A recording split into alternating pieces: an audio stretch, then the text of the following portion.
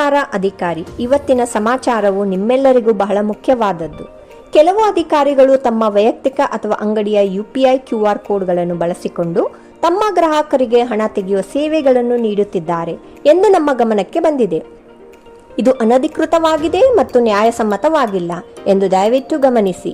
ನೀವು ಆದಾಯ ತೆರಿಗೆ GST ನೋಟಿಸ್ಗಳನ್ನು ಪಡೆಯಬಹುದು ಮತ್ತು RBI ಇದನ್ನು ಕಟ್ಟುನಿಟ್ಟಾಗಿ ಮಾನಿಟರ್ ಮಾಡುತ್ತಿದೆ.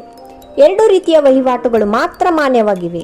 ಮೊದಲನೆಯದು ಪಿಯರ್ ಟು ಪಿಯರ್ ಎಂದರೆ P2P. ಅದು UPI QR ಅಥವಾ ಮೊಬೈಲ್ ನಂಬರ್ ಬಳಸಿಕೊಂಡು ಪರಿವಾರದವರು ಅಥವಾ ಸ್ನೇಹಿತರಿಗೆ ಹಣ ಕಳುಹಿಸುವುದು ಅಥವಾ ಪಡೆಯುವುದು.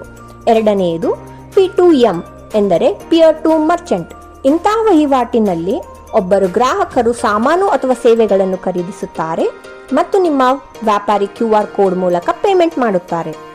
ನಿಮ್ಮ QR ಕೋಡ್ ಮೂಲಕ ಹಣ ತೆಗೆದುಕೊಡುವುದನ್ನು ಅನುಮತಿಸಲಾಗುವುದಿಲ್ಲ.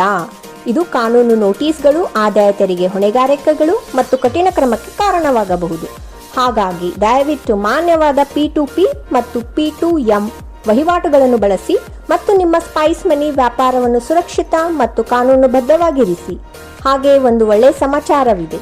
ಈ ತೊಂದರೆಗೆ ಒಂದು ಸರಿಯಾದ ಪರಿಹಾರವನ್ನು ನಿಮಗೆ ನೀಡಲು ಸ್ಪೈಸ್ ಮನಿ ಒಂದು ಹೊಸ ಸೇವೆಯನ್ನು ಲಾಂಚ್ ಮಾಡಲಿದೆ. ಧನ್ಯವಾದಗಳು.